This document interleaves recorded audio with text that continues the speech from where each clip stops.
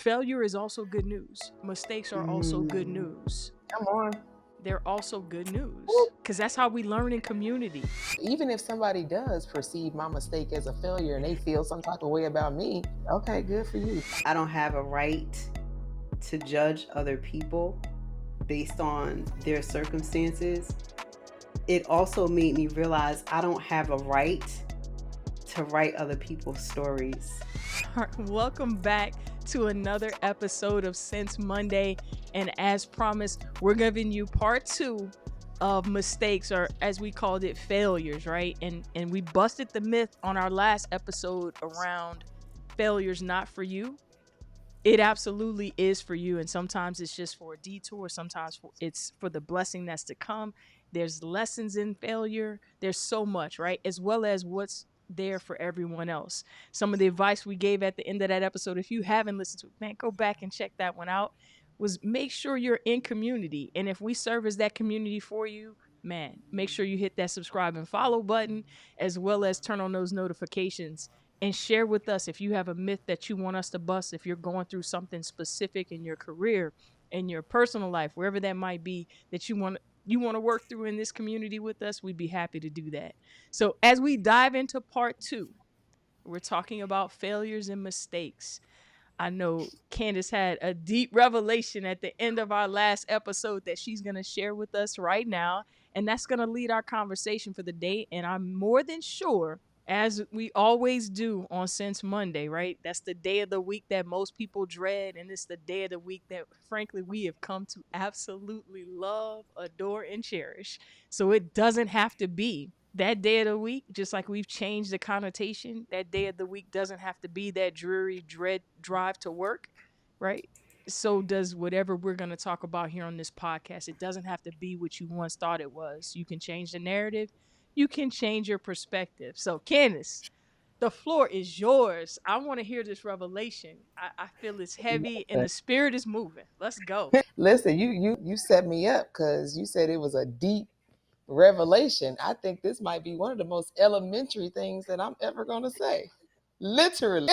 Y'all laughing. But sometimes it be simple and plain. But it does not have to be complex. That's literally what I was about to say. And something really simple came to mind. I can't remember who said exactly when it came to mind in the last part 1. But when I am thinking of things or interpreting things, like even though I'm a writer and all that, like I'm a very like visual, like pictures are running in my head and everything is a puzzle. And the puzzle pieces, I found this puzzle piece while you were talking. And, one of the things I thought about was the perception of mistakes, because I was saying, like, we don't know that the sticky note man, and not forgive me for not knowing his name. I should know that. Go ahead and voice that in. We don't know that the sticky note man made those mistakes unless he shared them, right? And there are, even for myself, I use myself as an example. There's a lot of mistakes that I've made that I haven't shared. And I started thinking about like the reason I don't share as often, or why I'm just coming into this level of vulnerability and just pouring it all out for the world to hear and see. And it was because of the perception of mistakes. So like, it's bad, red flags, like it is, just this, when you think of red, like stop, the stop sign is red. When you think of what we, consider, what we use the color red for practically and psychologically. And the picture that went through my head of, well, yes, the result or the outcome of that mistake may have stung. Yes, it was red. Maybe I ignored the red flag. I think, Jamila, you mentioned like the reflection. So when I reflect back, or if I look, and let's just say I go at the end of my day and say what worked well and what did not work well. The mistakes or the things that where I made poor choices, those are going to be the red items, right? And then I've got to be able to be grateful for the blue, the lessons from the mistakes or the things that worked well. And before I share kind of the elementary part of this, well, before I wanted to even move forward, I was like, well, let me go and look up what red and blue symbolize. Because, I like to get it right when it comes to me using words, because I'm a practitioner of the English language.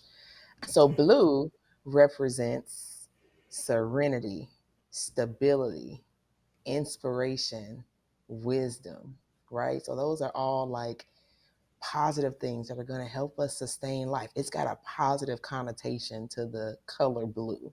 One of my clients is dead set on her logo from a blue shirt, red, orange, because it makes people hungry. We need to eat to sustain life, right? So blue's got this positive connotation. Red, and I said, well, let me look up what red means. And I actually thought this was interesting because I was expecting it to be like all bad. Like I was expecting danger, warning, red flags, aggression. I'm just reading some of the negative words, sin, seduction, sacrifice, like just bad. Here's some other things that red symbolizes as well: love, romance, power, and strength, right? And so that's when we think of our mistakes and we consider them red, we're easily drawn to, okay, this has a negative connotation. I don't want to share it. But there's actually, think we talked about this before, love and correction, right? Like our mistakes corrected us, and that is an act of love from to ourselves, from those around us. And God knew he was gonna make those mistakes too. So then I was like, well, when I was in school, I learned this thing called color mixing. I'm no artist. I'm in the lines. You won't catch me outside the lines. You will, but that's hard for me. That's another episode. Red and blue is what color does red and blue make? This is a lesson for us. And What for color the is red? audience, for their mixology Put that lesson in for the the chat. week. Color. What color does red and blue make? It actually makes my favorite color, which is purple. Yeah. And purple symbolizes royalty, right? Royalty. I am a child of the king. So Dana talked about at the end of the day, God's child. I'm not perfect, but I am made in his image and his likeness, and I am royalty. I am fearfully and wonderfully made. You can drop in the chat, or Dana and Jamila, feel free to share all those things that God said about you that made you royalty. So that is a mosaic of my red, all the troubles, the trauma, the challenges, the mistakes, and then my blue, right? Mix those together. Sometimes one color coming through more than the other color. And you got to stir that thing up so you can still be reminded that you are royalty. And I'll end it with this because I feel like I'm just going, but the Lord is speaking. And like I always say, let that out. And I crack myself up. We just Let talked that about this out. a few minutes ago. We still, even with knowing that, will be afraid to share failures, mistakes, whatever we want to call them, because we're worried about the judgment of others. And we're not going to sit here and lie and say we don't care about what other people think. I think, Jay, you taught me a long time ago, if we didn't care what people think, we run outside the house naked, right? We care, right? But as it pertains to the perception of how people perceive us and view our mistakes, we sometimes care a little bit too much. And then we start to believe what they think of us and their perception. I don't know whether it's reality or not. I don't know if we're going to talk about that. We believe it over what God already said. I am purple. I am royalty. So even if somebody does perceive my mistake as a failure and they feel some type of way about me, okay, good for you. Thank you.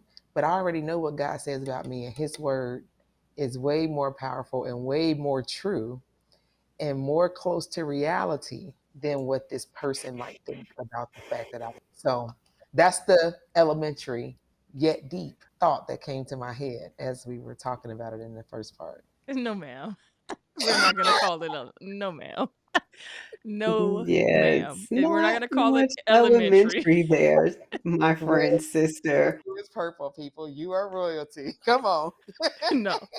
But I appreciate you making it plain and simple for us, but there Yeah. was nothing elementary about it.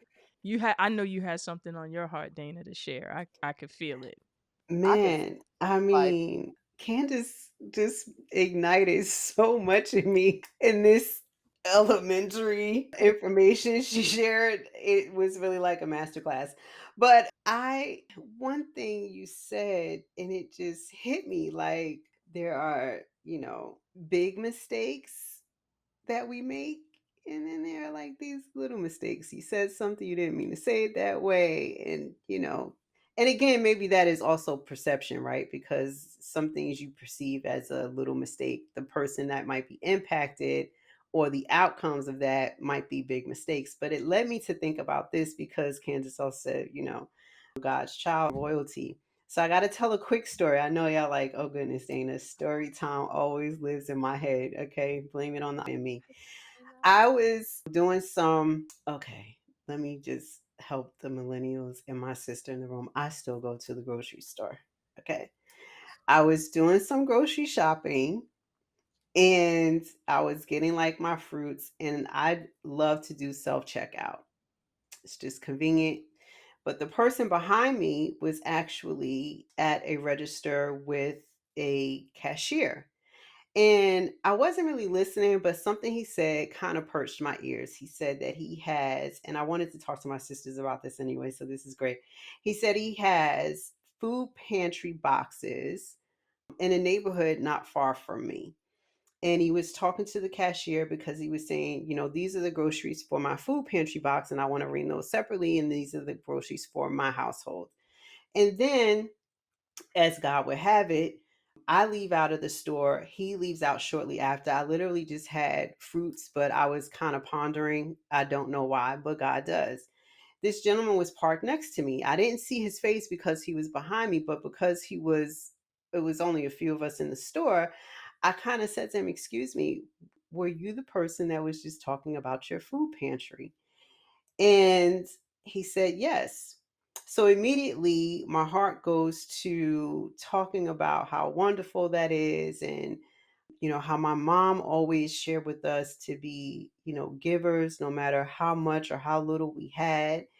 And immediately I felt like I made a mistake because I imposed my story and he had a story, right? So he goes on to share with me his backstory and why he started these food pantry boxes around the neighborhood and the importance of them. He said, well, and this is where I felt my mistake was.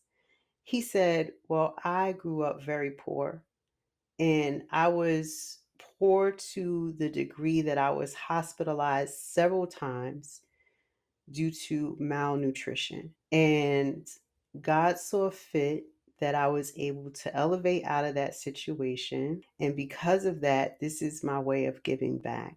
And I immediately felt smaller than an ant because I shared with him out of my big mouth, not to boast or brag, but really thinking I was celebrating what he was doing.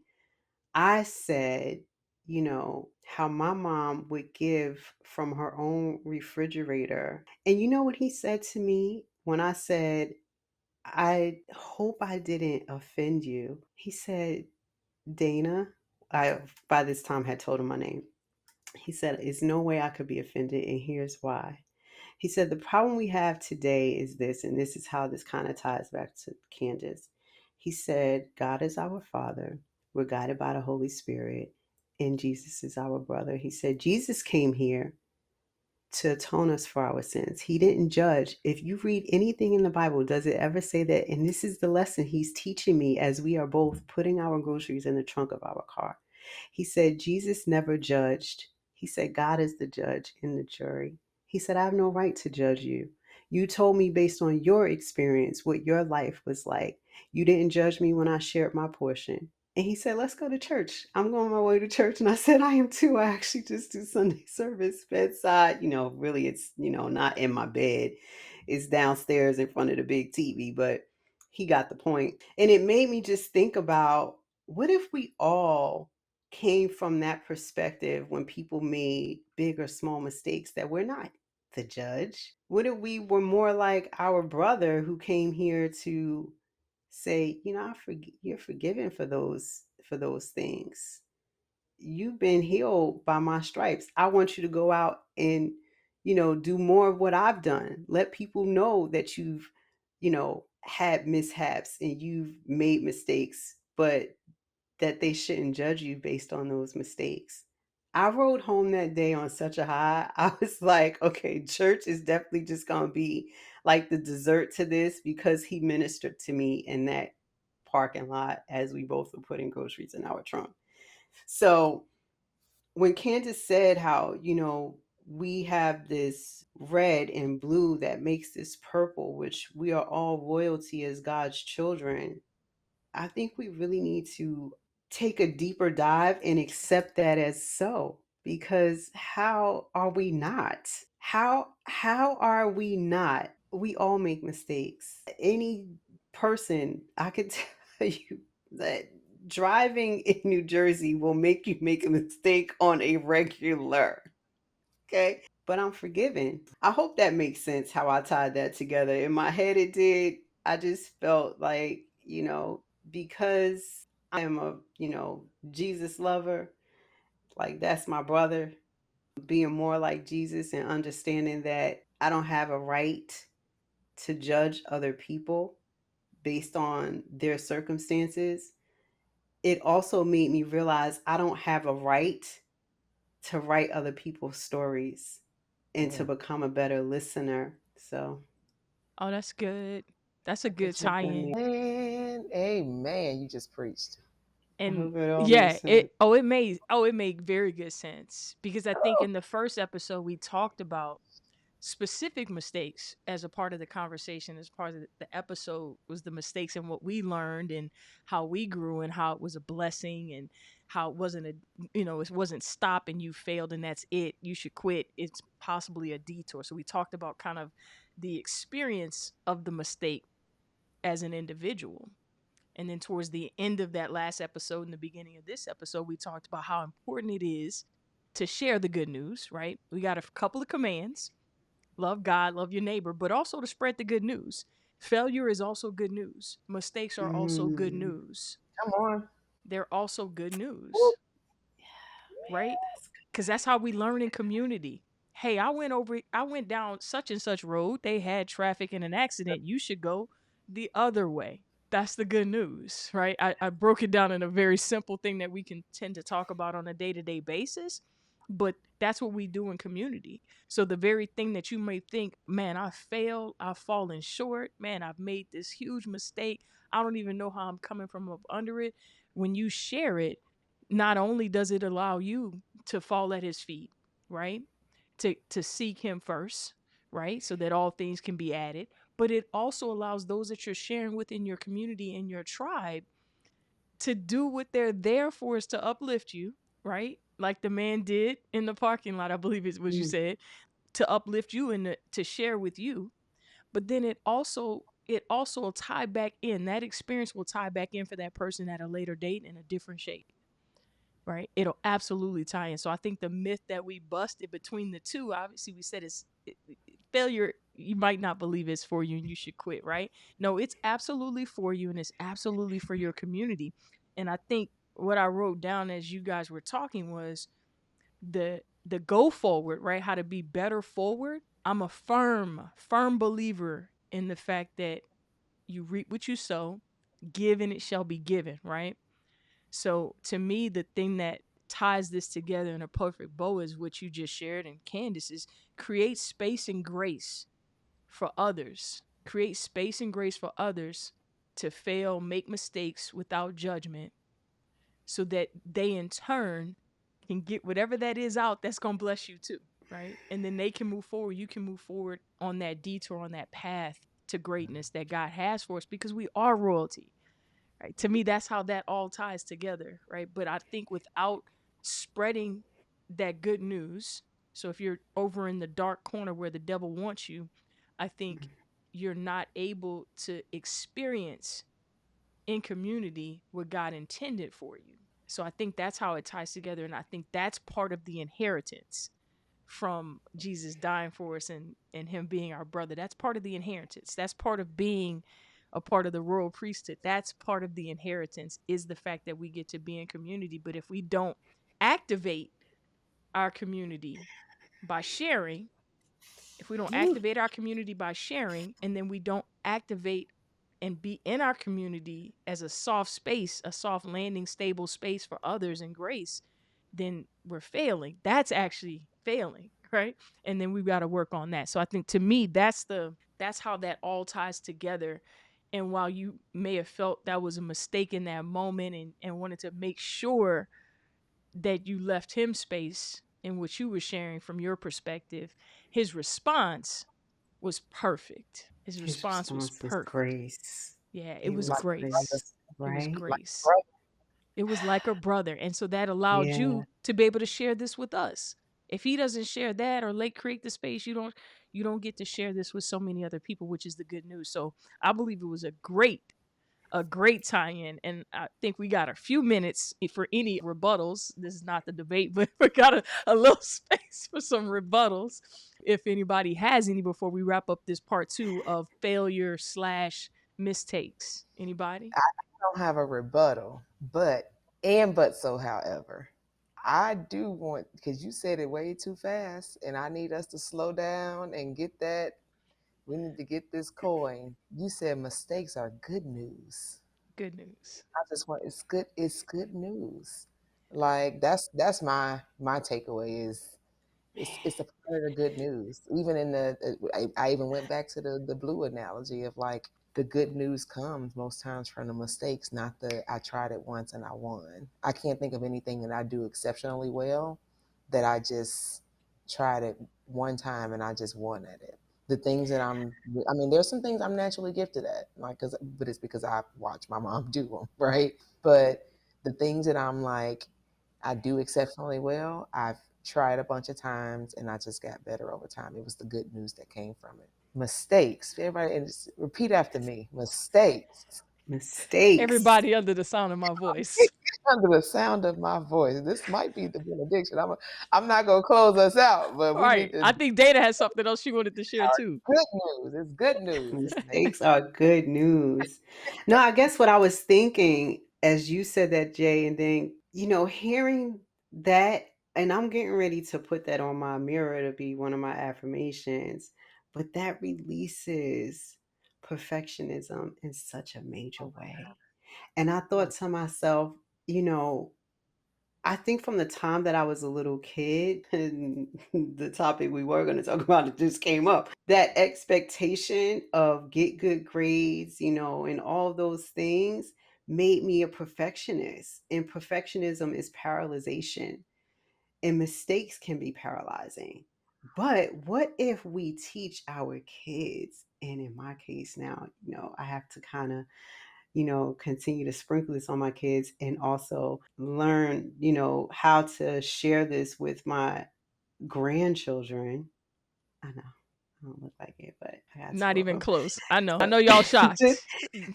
just thinking how I can just show them through example. Not only do you operate in excellence, but mistakes are excellent too. And I think what happens, and Candace, maybe you can help me with this because you are a mom closer to, school age kids, right? I think kids are often afraid to tell you they've made a mistake because they are already thinking in their head, well, what is the outcome going to be of this mistake? I know with Tristan, he can do something little. And, again, here's a quick story and I won't keep us long. I notice and I can tell when Tristan has made mistakes. For example, last week, I can tell he gets here on Friday. Gigi, can I stay at your house? Okay, well, what did you do? Right? Because now you don't want either one of his parents to get on him about whatever this mistake was, right? And in his mind, it's a big mistake. And perhaps he just doesn't want his parents to scold him. He doesn't want something taken away. So when we had the conversation, I said, okay, how did you feel when you did this thing? Were you happy that you did it? And he said no. I said, then why did you do it? So that, in my opinion, released him from this heaviness of the outcomes of this mistake into a reality of, oh, well, then why did I do that? I don't have to, because this was something that, yes, it was a mistake, but you knew that it was wrong to do. Right now, there are other mistakes that just like I blurted something out, it wasn't intentional. But I think if we start teaching our kids that mistakes happen, mistakes are okay, having the conversation. I remember hearing someone say a long time ago, a dad would ask his kids, like, how many things did you fail at today? Because it released them from the, I have to be perfect and a perfectionist, and everything is always supposed to be so good. I can't, do anything that might be deemed wrong. It frees us in our inner child as adults. Even in community, when your adult friends say to you, well, is that all you did? Mm-hmm. Right? Like That it safe spot. frees you. Yeah. It's a safe place. So when Candace said that, it just made me think of how we label Mm-hmm. mistakes and the outcomes of those mistakes, and that we should offer grace, because we make mistakes all the time, and our grace comes from the one who provides us to us, and we know that his grace is sufficient. Man, that was so good. I do have a thought to add real Yeah. quick, Jay. I know Go for it. Go for it. a couple I'm words watching the came tennis match right now. a couple words came to mind when you were talking because referred to one of the most challenging yet rewarding jobs I get to do every day, and that's be a mom. And I thought about a few things. One, how grades were handled as I was growing up, or behavior was handled. Excuse me, as I was growing up. I'm not going to say what it was, but I thought about that. And the two words that came to mind was consequence versus punishment. So then you know what I did. Anytime you see me looking down, I'm looking up the definition of something. That's That's just so for everybody, right? My son or Riley, like Riley will come home and the first thing they want to talk about could be like how they didn't have the right behavior. I didn't keep all my cubes. That's where my son is at right now. We got, big emotions going on. Like behavior is a thing that's coming up every day, but they'll come home and tell me about it. Like Jay was on the phone with me yesterday and he got off the bus and the first thing he said was, Mommy, I kept all 4 of my cubes today.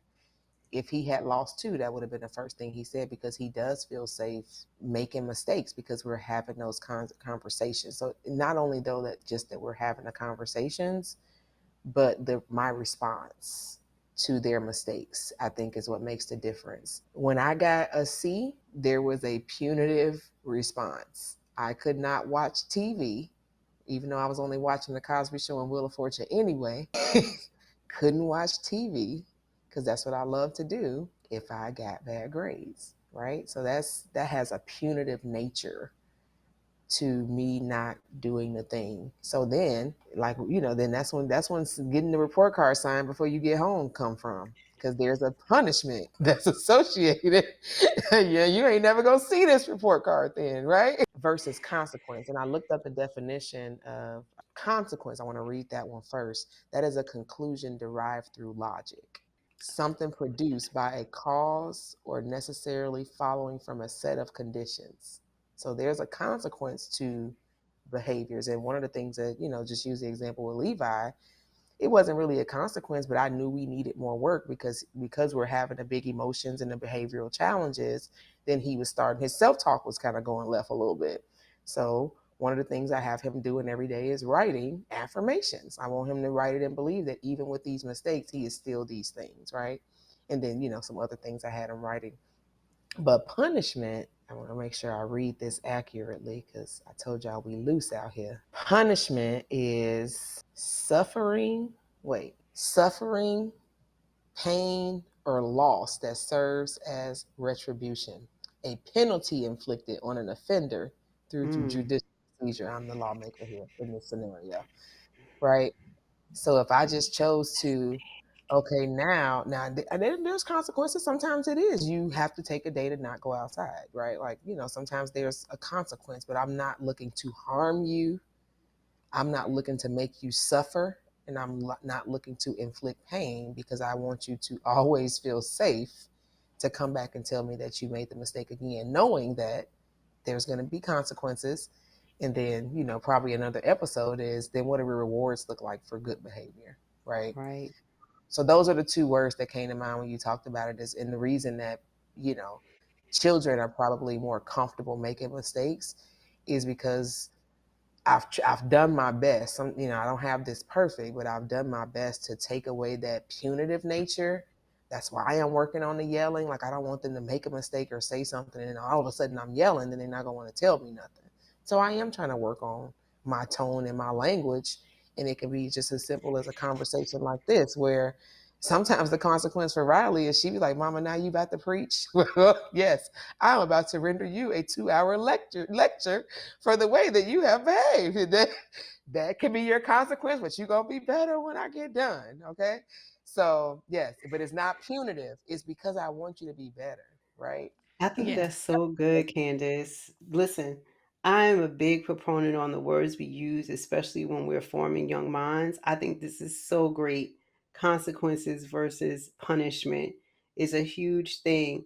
And the other thing is, you were saying that it made me realize that when we do allow for mistakes, whether as a child or even in adulthood, let's think about really what happens as a result of that. There's less lying because I don't have much to cover up, right? I made the mistake. I'm admitting I made the mistake. And there's less manipulation. So I thought about, if this is something that we started at a very primary age, just think about how much less, not that it's not going to happen, because obviously not everybody is going to be honest, but we probably have less liars, less manipulators, less people that feel more entitled to a specific thing than others, because you don't feel like, the mistake is so damaging to whatever the, outcome and the next outcomes are going to be. I'm definitely going to reiterate this again, how I love, the comparison between a consequence and punishment. Growing up, that word punishment just never felt safe. Right? It just felt like, it's like, that sounds dangerous. Yeah. But there are always consequences to every, there's a direct action or reaction to every action that we perform. Right? So I love the comparison. Thank you, Kansas. Yeah, it's good stuff, and didn't know, obviously we never know the direction that we're going in, but I know that I'm a firm believer in always examining things through that inner children lens, because there's less stuff on their hard drive, on their brain at that point in time. And so it's the Mhm. best space to remember for yourself as well as to learn through them. I think it's such a good parallel for us, even in our ripe young age that we're at this point in time. And it made me think about that's as we wrap up this episode, is that create space and grace for others in the community, because there's gonna be challenges, there's gonna be mistakes, there's gonna be failures.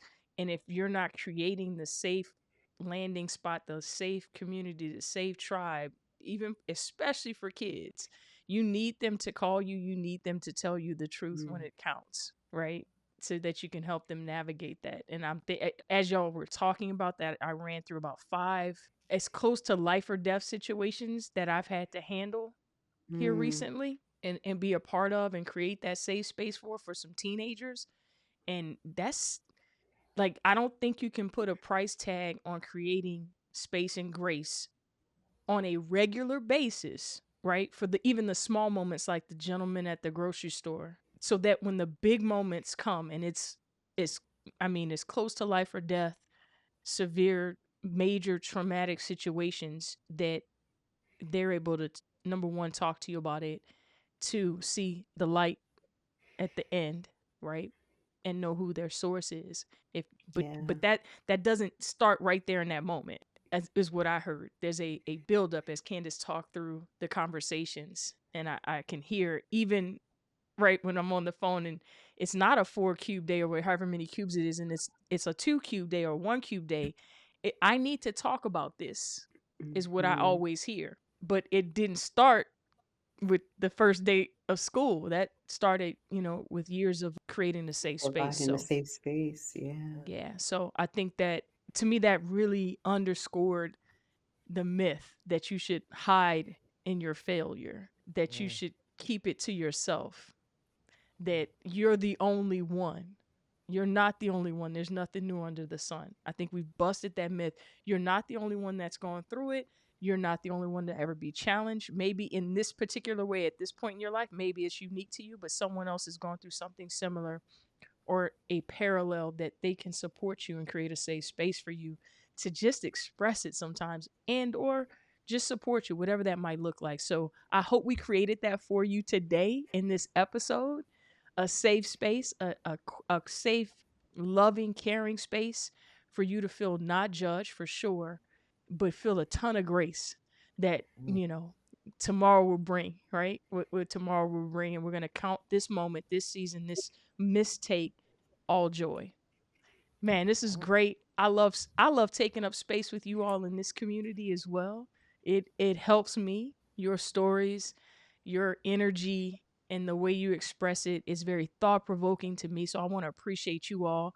I I I don't take it for granted, right? And since Monday has changed my life, ultimately the day of the week has changed for me completely, and that perception is my reality, right? That perception is my reality. It's changed my life. So I appreciate you guys. And until next time, if you haven't already hit that follow, subscribe button, please be sure to do so. Share, turn on your notifications. And if you got a myth that you want us to bust, we got you covered. We don't have all the answers, and we never profess to have all the answers, but we do want to share our thoughts and our experiences in hopes that this continues to be a safe space for you. So we'll see y'all next time.